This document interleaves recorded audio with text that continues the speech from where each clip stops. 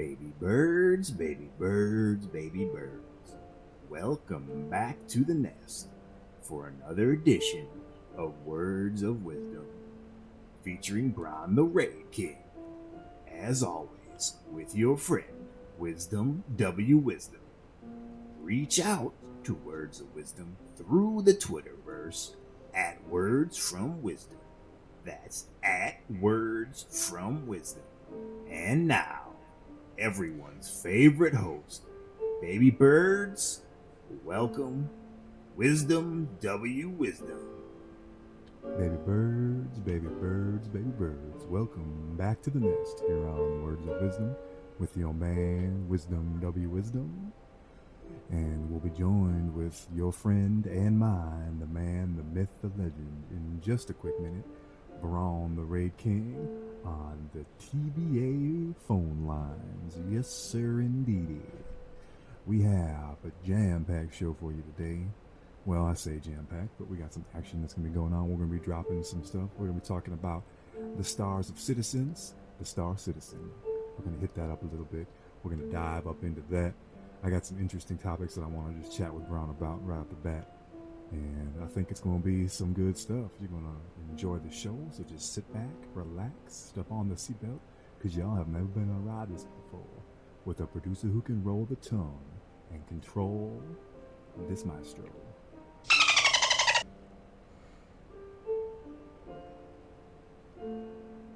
Baby birds, baby birds, baby birds, we are back, and as promised, delivering you on the TBA phone lines, the man, myth, the legend, Braun the Raid King. He's going to come in here in just a quick minute. Of course, baby birds, don't forget, you can, that's my reminder. That's my reminder. I've been forgetting to bring this up on every podcast, every show, every live radio. It's just, I can't remember all these things. So now they got a ding sound, and they got the screen. They finally, we went computerized. I got screen pop-ups now. Screen pop-ups, so we're not sliding paper across the table to a brother any longer. We got YouTube. This thing goes up on YouTube. You can find it at Team CND. When y'all are watching it, go ahead and like and subscribe to YouTube. That's Team CND. Oh, yeah. And of course, in the Twitterverse, you can get us at Words from Wisdom. That's Words from Wisdom. And email us your grab bag questions, anything that you want. Just hit us up. And that's Words of Wisdom at teamcnd.com. Now bringing in the man, the myth, the legend, Braun the Raid King. Braun, my man, what's up, baby? How you doing? Woo-hoo! I'm having a good day, man. Went to the gym this morning, got my pump on. It's leg day, feeling great. Oh man, how many times you go to the gym? You go like 4 or 5 times a week? Yeah, 4 days a week. I go for about 2 hours, 4 days a week. Now let me ask you this, because you are married with 2 kids now, right? Is that correct? Yes, All right. sir. Are you going to the gym for you, or are you going to the gym for the lady? It's a combo. You got it in your family, you know. You get a little bit older, you start looking at what could be in the future, and you want to just milk the fucking life stone as much as you can. So whoa, FCC regulations, baby. Whoa! I'm sure they're gonna dump that. You're good. You're good. Just keep it PG-13. I got to the point where you just got to put a little bit more effort in so you can get a little bit longer time on this planet. Hopefully, if it all pays off well and you dodge all the other bad stuff that comes your way. I got you, because one of my buddies, he's married and he's got a couple kids too. His wife says no, nah, and no ice cream until you hit the gym. So he doesn't get no ice cream because he digs his ice cream, loves that bubblegum flavored ice cream with like the bubblegum drops up in there. He doesn't get none of that. And he doesn't get none of her unless he hits the gym at least 3 times a week. Oh, well, that's not fair. I don't know about that. If my wife made an ultimatum, I'd feel like she's playing a power game, and I don't know if I'm an old traditional man. Call me what you want, but I ain't gonna let my wife win no power games. No power games, all right. And that is life advice. Family I'm just saying one of those things where, like, if she's gonna try to cut me off, well then, I mean, that's a silly move for a woman to do. I mean, you're begging for bad things. We can get into that later, but yeah, the freeze out, that's a terrible move. Just not all about. I'm with you on that. I'm with you. I think your relationship should never get to the point where any of those types of things are brought up on either side, coming from the male perspective or the female perspective, or vice versa, or whatever partner style you got rolling. For sure, I'm with you on that. Now, I got big news, bro. I got big, gigantic news up in my personal life. Can you guess what that news is, man? Powerball. He won the Powerball. And we're building a studio. Let's do it. Just about, man. Pretty close. I got myself a brand spanking new, well, at least new to me, beautiful doggy dog. Is a little one? How little? Now, he ain't little. Let me tell you about this dog because he is fantastic and amazing. All right. So his name is, now get this name. You're a football fan, so you should know the name, but it's an older style name. Now, you like my age, you should know this cat. His name is Uptown Gilbert Brown. That is his name, right? So once again, his name is Money off the bat. He is a champion show dog. He is a champion hunting dog, which means he goes around on hunts with people riding them horses, shooting guns, and he runs next to the horses, and then he go gets the birds right there on the spot. And he brings. It's like his job. Sounds like his job when he's not hanging out with you. He's going on hunting expeditions. Yeah, dog. He's Money. He's pimpalicious all the way across the board.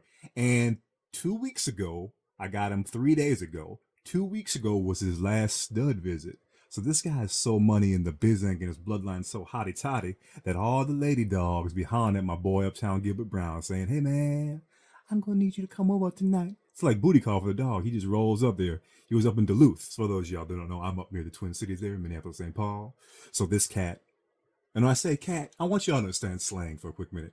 When I say cat, that doesn't necessarily refer to it as a cat. I know Braun knows this, but not all the baby birds out there, mate. We got all sorts of different baby birds that understand slang and some don't. So I'm referring to my dog as a cat. That doesn't mean I'm talking about a cat. All right. So this cat, I just don't think. I hope he understands that he ain't going to be doing that one of those stud appearances for a quick minute, because he used to do them all the time. So he's getting on the regular. You know what I'm saying? He's getting more than most married couples were. So he is rolling out there, and people pay good money to get, that bloodline. So if you're familiar with dogs, it's all about the bloodline, man. It's all about the papers, the heritage, all that out across the world, for sure. So look at this. Words of wisdom bringing you from Wisdom W Wisdom, understanding the world of dog training and dog showing. But you never thought you'd hear that stuff on this show, Braun. Not really, but hey, so he's like you're the retirement home for this old man? Yeah, well, the cool thing is, I had some medical issues for a quick minute that kept me out of the spotlight for a few years. And this guy is so well trained, and all the stuff that he does is, I was going to get a little puppy dog, but I can't run after a puppy right now. But I can handle a dog that can handle himself. He comes when you call him, he sits, he does this thing. Oh, that's another thing, I had to do this. This segment is brought to you by Puria Aqua Springs. Don't grab a soda. Don't grab a juice. Grab natural, purified, delicious, refreshing, relaxing Puria Aqua Springs. There's really only one choice. Grab a bottle of Puria Aqua Springs at your local mart today. Yeah, so this cat, he is so cool, man. He does this thing. You tell him to sit, and then you tell him, "Yo, high five, dog. High five." He lifts up his paw and he smacks your hand up high. He'll also shake. And he knows the difference. He knows the hand placement. So you do the high five thing, he high fives. And if you do the shake, down a little lower on him, he'll shake. So he's cool as hell, man. He's cool. He's real cool. And let's be honest, it's nice having him potty trained so he's not shitting on the floor and stuff. Oh, yeah. See, that was the problem I was going to have. I can't go running after the little puppy running around. And, yeah, doing all those things, grabbing him, throwing him outside, stuff like that. It's rough. But this guy, he's let him out. He runs around. I walk around a little bit. Speaking of that, dude, I've gotten so much more exercise without even knowing. I'm walking around outside of this dude, and I'm going through 2.5 feet of snow, man. There's a lot of snow out here. So we're trucking through. Next thing I know, I'm walking a half mile. And I hadn't walked in a long time, man. I'm like, wow, I didn't think I could handle this. And here I am, just walking around. So it feels good, man. This dog is fantastic. Oh, the other big thing. The two of you strutting around town. I love it. Yeah. And he's kind of like the breeder said that the way he's been trained, he hasn't officially had, service dog training and that kind of jazz, right? But the way he's trained and the way he senses things from people, he's kind of like an anxiety dog too. So he's got that bit in him. And he is so cool, man. He cuddles up. He will roll right up on you and sit in your lap. A 65, 70-pound dog just collapses on you. Man, you love this dude. He's cool as hell. He probably get along with your coyote farm you got out there. He'd love it out here. Just run for days and days through the Northern California or Washington, wherever y'all, through the farmland with the sun setting just right, like looking like Tatooine out there a little bit. You know what I'm saying? Eventually give it all up, start hitchhiking on the train, seeing the world a little bit, get into some trouble. Then he'll realize later on that what he had back home was what he really needed, and he'll come back. You got dogs, right? You have two dogs. I have a black lab pit bull mix, and then I have a little Boston Terrier. My wife's family breeds them.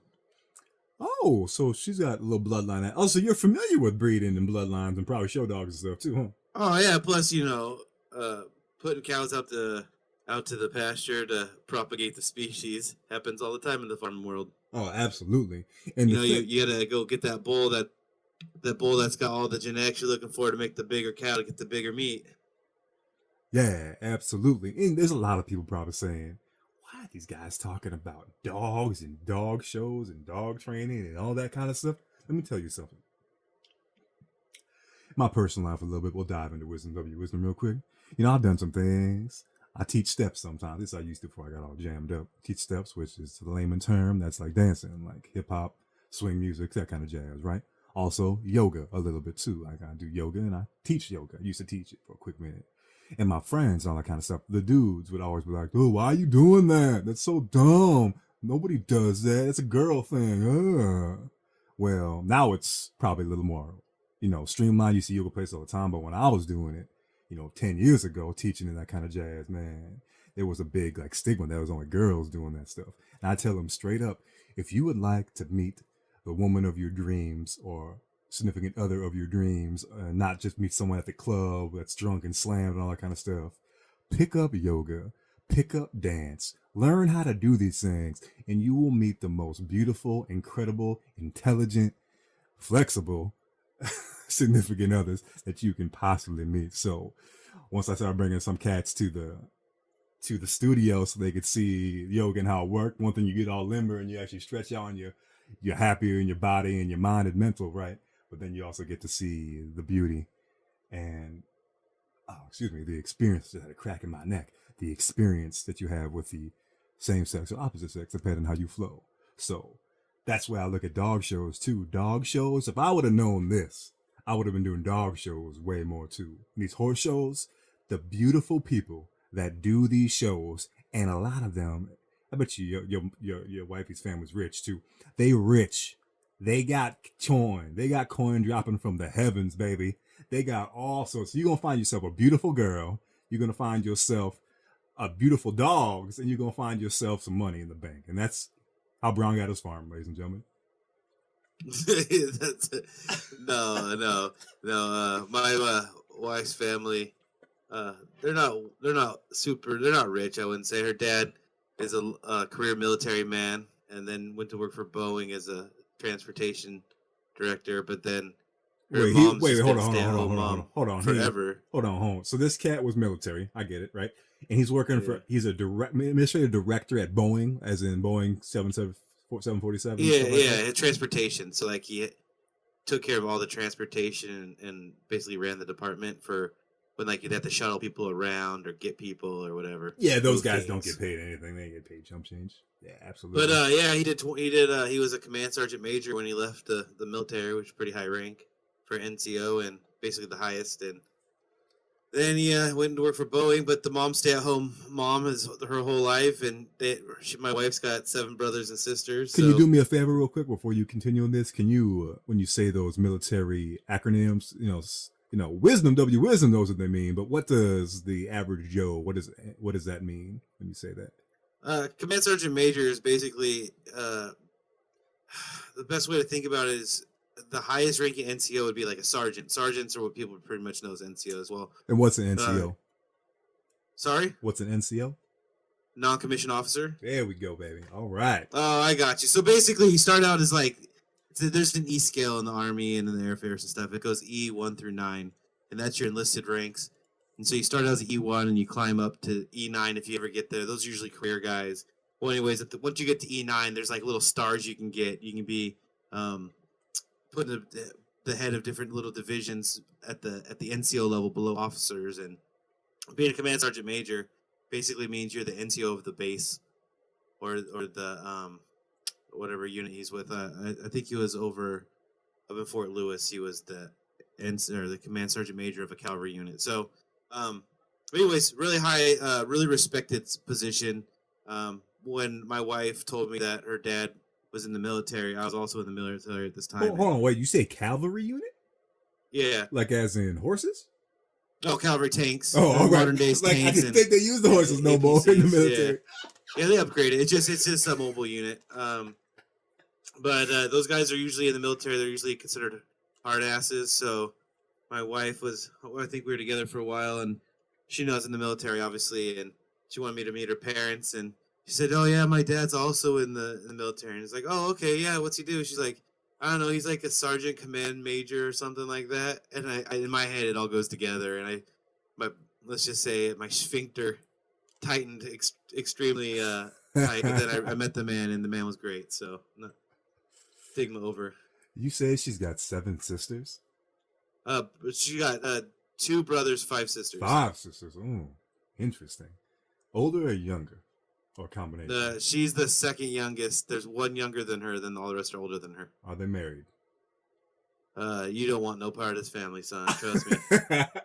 You don't want no part of this family. I can lay on a couch and just you don't want no part of this family. Baby, I'll take your word for it. I will take your word for it. But and if there are single ones, you don't want no part of their lives. Her family's dad was working a lot in the military, so single mom was raising them, and while discipline was in place when dad was home, when he was not home, discipline was not really in place. And so any of the ones that are single, I don't want to get too much into it, but bigger problems than you'd want to take on as far as life choices. So yeah, I got you. I'll stick to the dog shows. I'm good. I'll stick to the dog shows. Yeah. Good call on that one. I wish I could join you. I think you mean that, baby. You get to chill at home, watch the kids, and have your medicine. Once or twice a day. It's a glory life for a while, but I miss working in the hospital. I miss having like a not to say a daily goal because my kids are my daily goal. We gotta get back on these game stuff, but I need to get back to work. Your mind needs to have daily conflict of either conversations. Really, you got to keep your mind sharp, and sitting at home with the little kids and listening to their cartoons or the way they speak is not really great for one's ability to maintain mental sharpness. So I don't want to go into dementia early, so I need to get back to work. Well, what you should be doing, man, is teaching those little ones languages, brother. That's when their minds are molded. You can sculpt that mind. I remember for because I had a pretty good upbringing when I was real little. Then my parents got divorced and shit hit the fan. But before I was like 5 or 6 years old, I spoke 2 languages. I spoke German, English, and I spoke a tiny bit of Spanish. And my brother was crazy good at them. He spoke 3 languages, and he was crazy because we went to a Montessori school, which I don't know if they still even exist anymore, but they were kind of big back in the 80s. And it was, learning for the young minds, right? And now, ain't no kids in America do that stuff no more. You go over to Germany and you speak German, you speak French, you speak English, you speak all these languages because they start them so young. So you need to start molding those little minds, dog. Get them crazy. Teach them some. I could do that, but the side effect is they're just able to talk shit to you behind your back in different languages, and I don't need that. Yeah, I gotta keep that in front. I gotta keep the battle plan in front of me. You gotta teach them Chinese because everyone over here, they already own like 3/4 of America, so everyone's gonna have to learn Chinese pretty quick. No, it's gonna take a lot more than just owning businesses. Step 1, baby. Step 1. All right, we kind of got off. I don't even know what the subject was. I don't even remember what we were talking about because we were going to talk about we started talking about animals and whatnot, but we got to get back on a game topic. What you got? Oh, we're almost to break already. Oh my goodness. Well, we're just about to break. And ladies and gentlemen, before we break, we'll just talk about baby birds real quick. We're going to go ahead and say, don't forget to subscribe on YouTube, Team CND. Subscribe and like. Only like, whether you hate us, love us, whatever. Just like, baby. Put the comments down. Don't be doing nothing but liking. You know you love the sound of Brown's sweet, sweet voice. You know the man, myth, the legend. You like his attitude. You like his takes. You dig it. Like and subscribe. Find us at Words from Wisdom. in the Twitterverse. That's at Words from Wisdom in the Twitterverse. And Words of Wisdom at teamcnd.com. Words of Wisdom at teamcnd.com. That is how you hit us. You find us. You throw your questions, submissions into the grab bag, and we'll talk about it on the show. And when we come back, we will dive in to 2 games. I'm going to leave it as a mystery. Right after this. Remember, people, when you thumbs up, a woman has a baby. Keep the species going. It's time for your information update. According to recent rumors, Marlon Brando, famed actor Marlon Brando, once slept with famed comedic actor. I can't be reading this right. This is ridiculous. No. Let me start over. Let's just do the whole thing over. It's time for your information update. Once rumored, and only speculation, famed actor Marlon Brando, rumored to have slept with famed comedic actor Richard Pryor, brought up by famed musician Quincy Jones in an interview 10 years ago, has recently been confirmed by Richard Pryor's widow. Yeah, I mean, I'm a big stand-up comedian fan, so I've been following stand-up for a long time, and there's always been inclinations and rumors about this kind of thing with Richard Pryor, but I mean, Marlon Brando, that's a big fish, man. I mean, props to everybody involved, I guess. Now, let me ask you this, though. Like, what version of Marlon are we getting? Because my man Richard Pryor, like, I'm totally cool with. Anyway, someone swings. That's totally cool, man. I dig that. It's fine. But my man Richard Pryor is top of the world. Marlon Brando was on top of the world. We talking like Caesar Marlon Brando, where he's ripped and got the, oil on his chest and he's ready to rock and roll. We talking Godfather Part 3 Marlon Brando, right? Like, which Marlon Brando are we talking about? The old Marlon Brando that's crazy as hell, or the young Marlon Brando that's crazy as hell but in shape? I mean, I think we're talking probably older Marlon Brando. Probably like, I'd imagine probably mid-career for both of them, I'd imagine. I'd have to look at the ages. Well, no, it'd be Richard Pryor, because Richard Pryor was pretty old. Yeah, Richard right? was old. No, he's only like 65, right, when he died.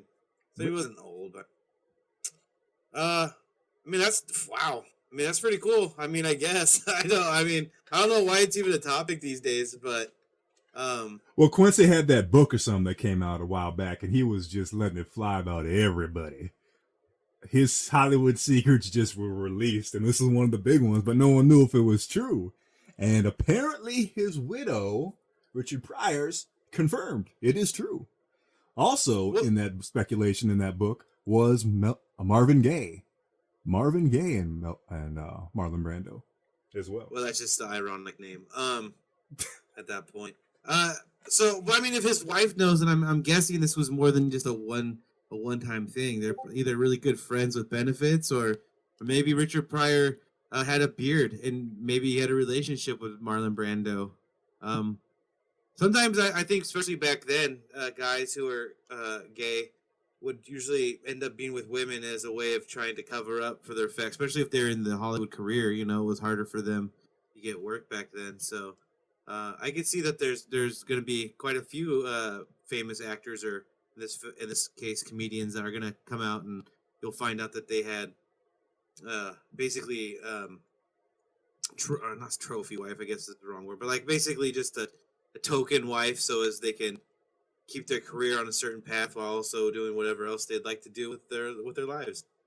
This is very true. I'm just trying to figure out which one was a bigger catch. If Richard Pryor was a bigger catch for Marlon Brando, or if Marlon Brando was the bigger catch for Richard Pryor. They're both. That's like the echelon. I don't think. I mean, that's like two juggernauts fighting. Yeah. I think it's just two juggernauts. I don't think any of them are the bigger catch. I think they basically just did like the merge, like in Bill and Ted's Excellent Adventure 2 with Station. They just went station with each other and just made this ultra beast, I guess. Yeah, no, I'm with you 100%. That's cool. That's very cool. So transitioning to, is that a phone ringing? Do we get that stuff's supposed to be on silent? Are you serious? Come on now, Mickey Mouse. Mickey Mouse. I think that was another guest that was trying to ring in here, but we already have the one that we only need. The man, the myth, the legend, Ron the Ray King. Unbelievable. And what else is unbelievable is Purea Aqua Springs. Don't grab a soda. Don't grab a juice. Grab a naturally purified, delicious, refreshing, relaxing Purea Aqua Springs. There really is only one choice. Grab a bottle of Purea Aqua Springs at your local mart today. Is that water is like 8 times filtered to ensure its purity? I think it is. And you know what's funny? The one thing I heard that you can take, and I don't know if this is true, but I was a connoisseur of sorts of vodka.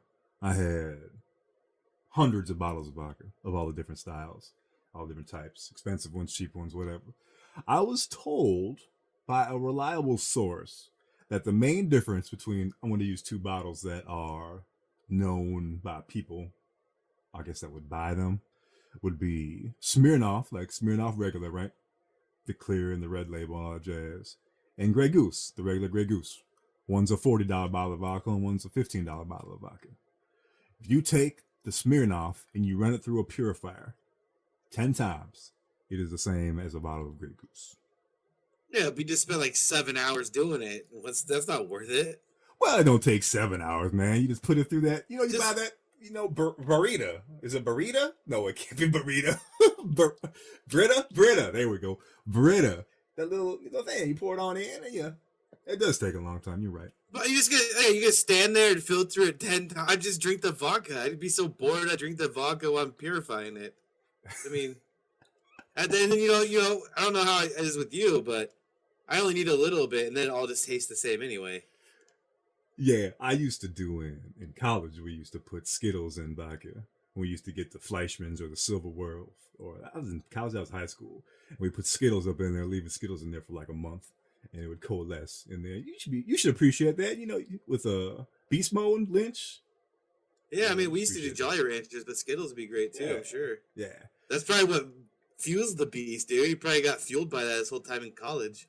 And speaking of top of the candy industry, let's move towards top of the gaming industry. Let's hit up a little chitty chat about Star Citizen. And we're not going to dive into the details of Star Citizen. We're not going to dive into what's going on with Star Citizen too much. I've been a backer for an awfully long time. I'm sure Braun's done some research on Star Citizen, as most gamers have, at least in some sort of another, right? So I'm not going to dive into the ship packages, how it all works, and all that kind of jazz. But what I really want to talk about, Braun, is what do you think of their business model that they're doing? They are raising unheard of amount of money. This is the second year in a row that they have been the number one moneymaker on Kickstarter for money towards a game. It's absurd. And I believe it's total as well. So they have made more money than all of the other games total. Now, don't hold me to that. That could be completely inappropriate. In fact, that could be so inappropriate that we're going to go ahead and unhinged opinion. Throw the drop in there. It's time to go unhinged. Get rid of that credibility. Throwing out your unhinged opinion. But I believe that is accurate. And that's just an insane amount of money. What do you think? Man, I mean, I got some points that I'll bring up here in a second, but I just want to hear what you think about Star Citizen first, baby. I mean, I think it's a great business model because people are overlooking what I think is the biggest point. You pay some money, right? You get to be a backer. You get a game, maybe some extra things that go on it based on how much money you give into the project. But what people look at it as if these people are creating a game, and people fail to realize that if everything goes right for them, no, they've built a studio. And that's a business, right? The game would be small fry on the whole if you could create an actual gaming company off of this. And so basically what people are doing is they're backing a gaming company, not a game. And then you don't get any of the residuals from backing the company, which is what everybody's really doing. So I think it's actually a smart business plan because people are so focused on the shiny object that's placed before them, they miss out on the bigger aspect in my mind. That's an interesting point. I don't think I've actually heard it explained quite like that, but yeah, you're absolutely right. They pretty much are. You're setting up their company, and you're setting up their headquarters. You're setting up all these jobs. You're setting up all these different things.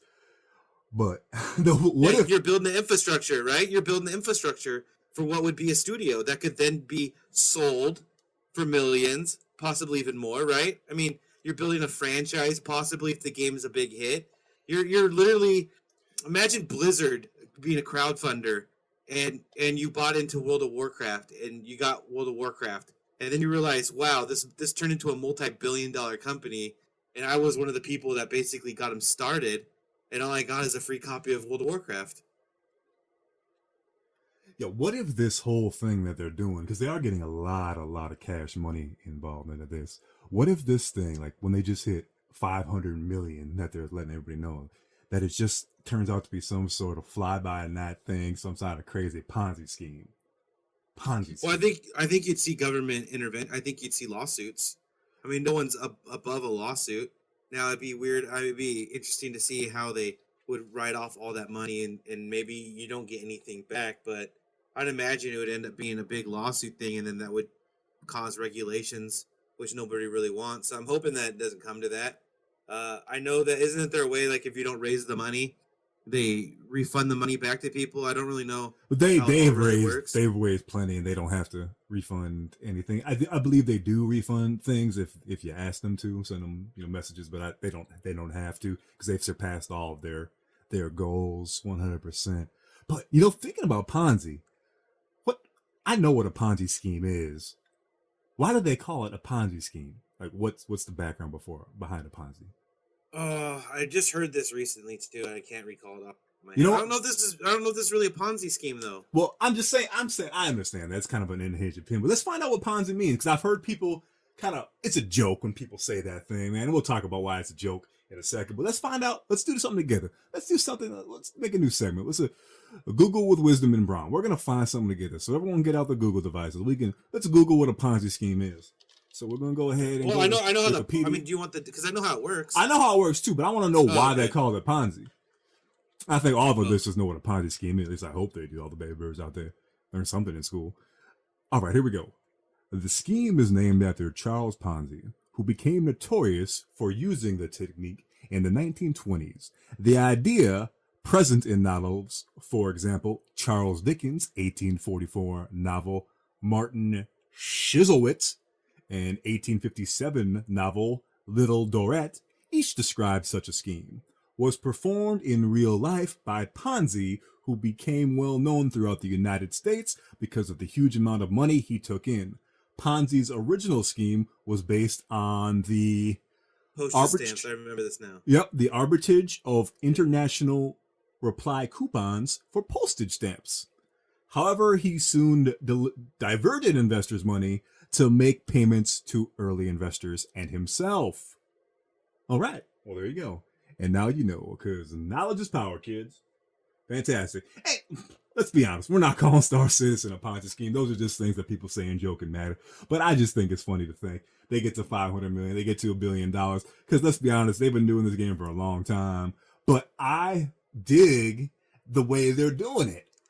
They are, like you said, Braun, they're setting up their company. They're setting up all their people. They're setting up everything. They're getting it all squared away. They're not being pushed by some giant entity. Like, I won't say names, but some of these other companies that everyone knows who they are, who buy these smaller companies and they shove money at them a little bit, but then they set a deadline like, okay, y'all need to have this done right here, right now. Because if you don't have this done, we will fire you and get someone who will. So they release a game that's literally half done. So these companies are forced to release a pile of poop in a box with no guarantee on it. And it's ridiculous. And that's like almost every game in the last 10 years, man. It's absurd. I just think that, and if you look at it, it's more beneficial for them to do what they're doing and let it succeed than to pull out because, we can all say, look at this, they're doing a startup and everything, but what's to stop them after launch of just selling it to Microsoft for $2 billion? They raised them $1 billion, built a company that maybe produces a game that's going to be well received and then makes tons of money down the road like World of Warcraft and they just sell out. Like, you never know. That's the whole thing is like people fail to realize that you're building a company and then you won't have any say in that company. You have say in the game that you're helping the company build, but once that game is released, other than maybe having a little bit of input in that game, you basically just put your money towards a company. I think it's a brilliant model. If you really think about it, it's a brilliant model from the company standpoint because you're building a company without almost any of the risk. Really, you get me? Like you could build a multi-million-dollar company with no risk. Yeah, it's absolutely amazing. And I had no idea the Wing Commander games. I wonder how many people even know, especially the young kids out there, that know that this cat, Chris Roberts, that was Wing Commander. You know, right? With the Wing Commander and the horrible movie that they made. Wait, like he was the actor Wing Commander? No, that's Freddie Prinze Jr., man. Come on. No, I'm saying the game, because remember the game used to have actors in it too. Well, I don't think he did any voices. I think they hired all voice actors for that kind of stuff. But he was the cat that it's his game, right? I mean, Wing Commander, all those the Privateer series was which I played because I was really little for Wing Commander. My brother, remember watching him play, or watching over his shoulder when he was like slapping my hand, telling me not to play and touch the damn keyboard. I used to play all the X-Wing and TIE Fighter games, and I found that one to be not as good as the X-Wing and TIE Fighter games. I don't know, maybe I'm just Star Wars homer at that point in my life, but Wing Commander just couldn't hold my attention as well as any of the X-Wing series. Well, I think Wing Commander was before that, right? It may have been. I just maybe didn't get my hands on it until later. Yeah. The one that was later after the Star Wars, like X-Men versus TIE. I don't even know if TIE Alliance was out by then. Or not TIE Alliance. The Alliance where you fly into the Death Star and you blow it up in the Millennium Falcon. That was a pretty cool game. The Privateer, which I believe, man, this should have been covered in the pre-go meeting. I'm blaming our producer for this. I believe his game is also Privateer. I believe that was done by the cats that did Wing Commander as well. And that was a little bit newer, and that was a cool game. I played that. That was a really cool game. If y'all haven't checked that out, just look up Privateer if you're looking to play some retro game with some flying in it. Pretty cool game. But I suppose now, if you're ready to do some flying, you can just hop in Star Citizen, do a pledge, get a pledge with the game, and get a ship, and then you can fly it around in your hangar as long as you get one of the ships that aren't in the concept area right now. They have concept art that they're selling ships that aren't quite out yet, but you get one of the original ships and you can fly those puppies around and do all sorts of cool stuff. They got the FPS in there now, so you can go in there and you can fight in the FPS, and I believe Squadron 42 is right around the corner. I know that's been said for about a year, but the cool thing is, like you said, they get to take their time and release it on their terms. I pray to the gaming lords, the gaming gods, that they take, if they need 2.5 more years, take 2.5 more years. Do not release this game not 100% finished. If they release this game only 50% done and a bunch of bugs and a bunch of crap going on, they will never, mark it down, I am saying this as a fact, as a matter of fact, Kickstarter for gaming will be dead forever. No other game will be able to rein in any money off of Kickstarter ever again if Star Citizen flops on its face, which I do not think Star Citizen will. By the way, baby birds out there, I think Star Citizen is great, and I'm heavily invested in that particular game. Star Citizen, they have to succeed. For all of these other companies that want to use Kickstarter and do the thing that Star Citizen's done, which build the company, build the employees, build the rights, get the money flow in, and not have to rely on these giant corporations that, let's be honest, will screw you over. They will screw you over as the owner of your little company, and they will screw all the player base over. And when they purchase the game, it's going to be poop because of that. Did I leave Braun speechless? That really is the death knell, is the releasing something that's not polished, because we live in a society of short attention spans now, and if your thing's not on point enough to where you can keep people's interaction with it for a period of time, they'll just jump ship to the next thing. And I'm guessing, I don't know much about Star Citizen as far as the subscription aspect goes. It's supposed to be subscription based. You can do a couple different things. You can actually subscribe now. You get a bunch of cool stuff. A couple of the cats in Team C&D are subscribed to that kind of thing.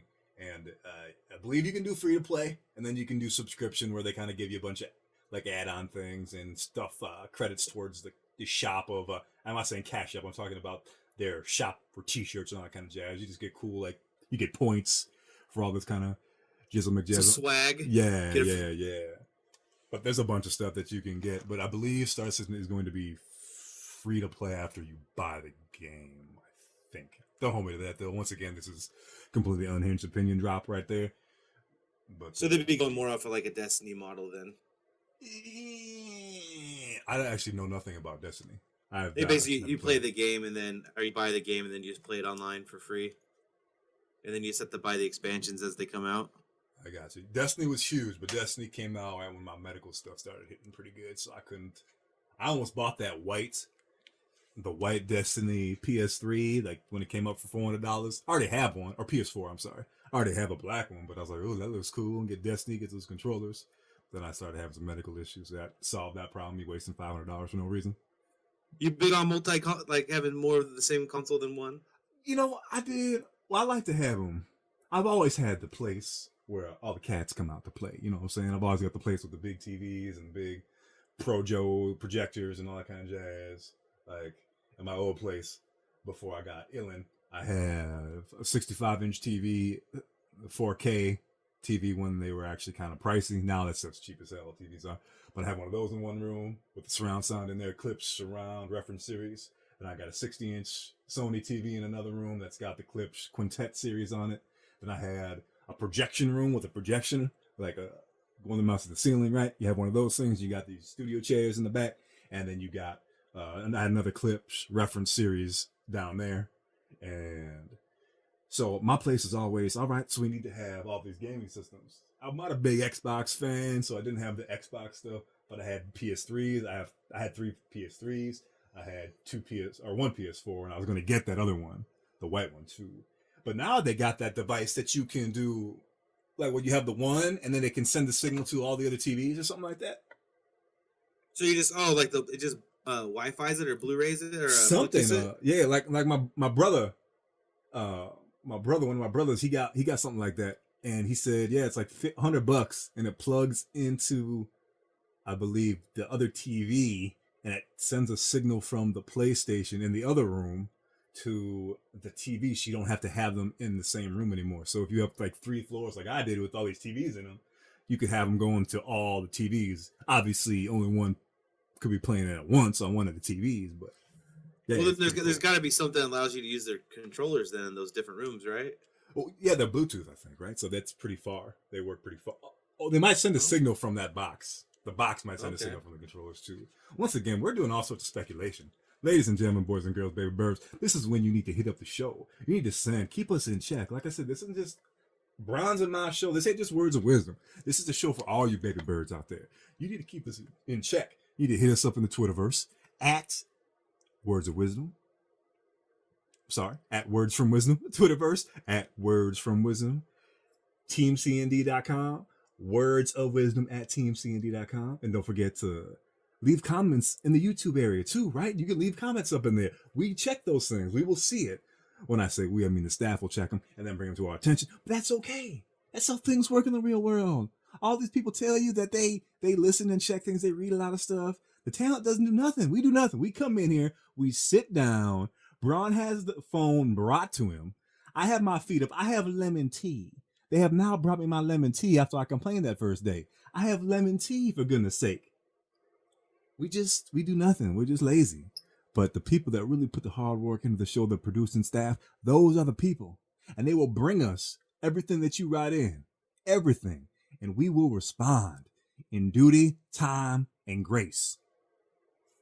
I have no idea what I just said. I just blacked out for a minute. It was episodic and delightful. No, but really, they're the backbone of the whole thing, and we have the benefit of just being here. So yeah, kudos to them. But yeah, hit them up with your emails. Make their job a little bit easier. We can let them out in the sunshine a little bit more. Let them out in the sunshine a little bit more. Well, my man, you got anything else to add on Star Citizen? You got anything else on that bad boy? Just kind of. I'm excited about the concept. I like the concept of it being kind of like Wing Commander in the sky, and maybe hopefully not like planet side on the ground, but I haven't seen the ground combat yet. But I mean, there's a good market for that. I don't think it's a pretty unique model. There's not a lot of it like it, and it kind of fills that need of giant MMO and also a competitive esport possibly. So yeah, Star Citizen could be great. I think at this point, if it just even comes out, I don't think it could be anything but good. I think the concept's enough to keep people entertained, and hopefully, if it's just good, they can work out whatever they need to and keep it going. So check this out. So this is cool because I'm a big FPS, or at least I used to be. I love PlanetSide 1, PlanetSide 2. That's all right. I used to play a lot of Counter-Strike, used to sponsor teams back in the Dizzy, and I mean back in the Dizzy. Like going to the CPL down there in Texas, Grapevine, Texas, at the big old hotel with the giant, like Metrodome looking style with the big. Anyway, I was down there in Grapevine, and it was 1.6, I believe, 1.5 times, those types of stuff. And the big thing about that is exactly what Brown was talking about. This might be able to support some of that in here too, right? The FPS, just the FPS version of it can do that. So this is the cool thing. This is what I envision happening in Star Citizen. I won't give out too many details because I'm not going to give us a game plan out to people so they can copy it down. But I envision you'd be able to take a ship, right? You'd be able to take ships, multiple ships. You find yourself in the trading route. You find yourself out there. You see a ship. You're able to attack and or disable this ship. You have one of your ships, which is somewhat of a transport ship for your FPS team, your boarding party. You were able to cut into the hull of this ship that you are trying to board, because you don't want to blow it up, because you want to salvage things from it. There are ships that are designed in this game that salvage from wrecks.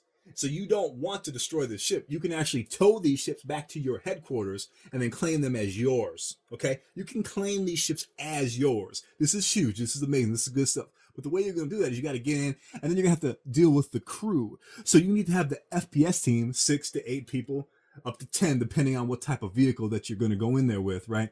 And you need to board this thing. So you need to have hazmat suits. You need to have the full air protector. You need to be able to cut through the door. You need to be able to flashbang the entrance, stun grenade the entrance, go into the entrance, guns blazing, guns fine, and you're going to be sieging the ship, going through hallways. Like, I would probably put it towards planet side when you're going into a small base, when you're going around those corners, right? You played that game, so you can kind of envision this kind of thing where you're going in and out, weaving out. Close combat, but with guns. Yes, with guns, absolutely. So you're going through in there, and you're throwing these grenades to stun the people that are right there, and then you're going to go through the hole of the hull and go through the ship, and you're going to literally hunt down and capture or destroy. And if you're a bounty hunter, you may not be killing these individuals. If this is a bounty for what you need to do, you can literally capture this cat. You can capture whoever you need to capture, keep them alive, subdue them, use like stun weapons on them, and then you drag them off. This is pretty amazing, man. Now, I don't think any of this has been in action yet in the game. I haven't logged in quite a while due to my vision and all that kind of jazz. But I know this is the route that you're going to have because I've listened to some videos and podcasts about the different things that they're going to be doing. And it's pretty cool. Pretty cool. It's going to have a lot of organization. So any team that's got that real strategic, organized look, like a lot of e-gamers have to do for legit professional style, you got to have a plan. You got to execute that plan. Otherwise, you're going to get rocked. Whether you're playing League of Legends, Overwatch, doesn't matter what it is. It could be whatever. It doesn't matter. Battlefront, whatever. You got to have that organization ready to rock and roll. So this is cool. So it's going to have a little something for everybody. They're going to have crazy crafting stuff. Crazy stuff where you can have your own planet and you can mine in your own planet and all that kind of thing. Then pirates can come attack you and other people can come attack you. It's cool. So they're gonna have a little bit of everything. Exploration. I know Braun. I know you love to explore, man. Just give yourself a compass. You just go walk on the wilderness out there in Washington, baby. You just walk. It's a compass. You don't even need a compass, I like man. to be the Columbus of games without all the murder. Oh, I was about to say you like to commit genocide and all that kind of stuff, but no, you don't like to. Okay, good. I mean, if it's bugs, you gotta eliminate the bugs. They're beneath us, but yeah, I think that's a great. I just hope that there's I don't know how they're gonna do it, but how do you stop the 24-hour clock? How do you make it so that is there any safety for your planet? Do you get to like log out and then it locks your planet for somehow, or is everything always fair game? And how are they gonna keep the casual people going in that aspect if every time they log out, a bigger group always takes all their stuff? That'll be an interesting aspect to see how they solve that. So the theory is what they're trying to do now with the limited information I've seen is, and once again, this is somewhat of an unhinged opinion drop, is you can do this. So they have recently started selling plots of land on their site now too. A few months ago they started doing this. You can do plots of land for $50, and these plots of land are going to be in the protected area. And when I say protected, it's not protected like you see in some games where there's no ability to attack or there's no ability to do anything in. It's not like a safe zone.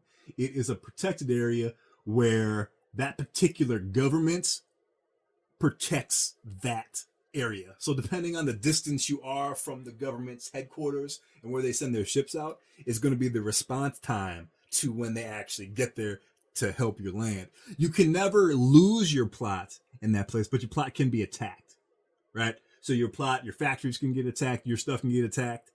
But if you're closer to the government ships, let's say you're got the closest plot on the closest planet to the government, you would be able to have, let's say the response time's 3 minutes. So they would be unchecked for 3 minutes of doing whatever they wanted to your stuff pretty much. But then these soldiers will come in, ships will start shooting from orbit. I don't know if that's 100% how it's going to work, but they will send a security force there. So that's pretty cool. I hope what they do, Braun, this is what I hope they do, is the best resources are going to be out in the uncharted area, right? I would hope that just makes sense. All those are going to be your best resources. So it's better for the people that are going to take the bigger risks to be able to get the bigger gains. You can lose your plots, you can lose everything out in the uncharted areas. So, well, plus you're building. If you think about it, you're building a giant economy. If the best stuff's on the fringe, and say you need protection, you have to pay for protection. Or say you have a group of people that can protect it, but then you have to get rid of it. So you find a guy who can be the intermediary on the market. Like I think there's a lot of promise in that. You have to keep the outskirts have to be almost dangerous for it to feel like it's worth it. Otherwise, I don't really. I mean, we were talking about pay to win the other day, and something about me just I don't know is ringing when I hear that you can buy plots of land now in a game that's not made. But the benefit of buying it now is that you're closer and more protected. It's almost seems kind of like a pay to win on some level because you're paying to have an advantage that other people won't have. see, that's what I thought at first too, a little bit. But I'm assuming, like I said, this is kind of unhinged. I'm assuming the good stuff is going to be in the uncharted area. So this is where you're going to have those giant corporations that you're making, right? I think those guilds, corporations, they call them in this game, that are going to be 300 some people. And they're going to have 24 hours coverage. You're going to have an alliance. You're going to have all that stuff. So your giant factory planet doesn't get attacked or sieged. So you need to be able to cover it. But that's where you're going to get all the good stuff. The really good stuff is going to be out there in the outer realm. So it lets the Care Bears, I like to call them, it gives them a spot where they can do some stuff where they're somewhat protected, but not 100%, which I like. I hate 100% protection. But at least it gives them something to do, because some people just like to enjoy their game. They like to go out there and craft and enjoy their game and just do a little mining and do that type of stuff, right? I mean, that's cool. I got friends Yeah, that but like to do they'll that. be able to do that under threat, without threat, though, right? Where if I'm a planet over and I didn't buy this protected land, that's kind of pay Yes, to win but now. like I said, I'm assuming and hoping that they're going to have the planets that are going to be farther over are going to be able to have better resources, so it's more worth your Okay. while to be To out there. balance it. Yeah. And you can still go in So and attack maybe really crafters are going to be the ones that want to be closer to protect maybe their crafting factories, where the resource gathering factory type people would be more on the fringe, and then you need the middleman. So that's kind of cool. I could deal with that. That'd be good. Yeah. The way I look at it is all the good stuff's going to be done outside of the protected areas, and you'll be able to sustain yourself and have some fun and do all that stuff on the inside. And let's be honest, at first that's where the stuff's going to be all from. It's going to be from that protected area. But once these corporations get themselves set up and move out to the outer rims and galaxies, that's where you could see a big swing. At least I hope the way this works. You see a big swing from the products that are being made in the protected area are just inferior to the products that are being made in the outer rim. I just in my head, I just keep picturing the Star Wars universe for some reason, like the galaxy of Star Wars. That's how I picture this galaxy being also. Yeah, I hope it's going to be pretty cool. I'm excited. I'm really excited. But we are running out of time, baby birds. We're just about out. So, Braun, any last words about Star Citizen, or just to the baby birds out there listening? Not really. Just keep grinding. That's what life is. It's like leveling from 1 to 60 all over again. You just got to keep grinding out there. Better times are coming. Get some sunshine. It's getting sunny out there. Let's get outside a little bit. Absolutely. And with that, baby birds, we will be back in just a moment to wrap up the show. Remember, like us on YouTube if you're watching or listening on there. That's at Team C&D on YouTube. Like and subscribe. Hit us in the Twitterverse at Words from Wisdom. That's at Words for Wisdom. And stay in our emails. Bring it to the grab bag. Words of Wisdom at teamcnd.com. We'll be back after this. Baby birds, baby birds, baby birds, welcome back to the nest. Like always, we're going to send you out on your journey for the day, for the week, for the hour, for the year. Whenever you join us back, whenever you flock back to the nest, we're going to send you out with a little something, something. But don't forget, hit us up on YouTube, Team CND. Search it, find it, you got it. No worries. Like and subscribe. Talk to us. Stay in our mentions. At me. DM me. Just stay involved with the show. At Words from Wisdom. That's at Words from Wisdom. And find us in the email at wordsofwisdom@teamcnd.com. And baby birds, I will leave you with this. When you are lonely, I wish you love. When you are down, I wish you joy. When you are troubled, I wish you peace. When things are complicated, I wish you simple beauty. When things look empty, I wish you hope. And with that, baby birds, we will see you back in the nest.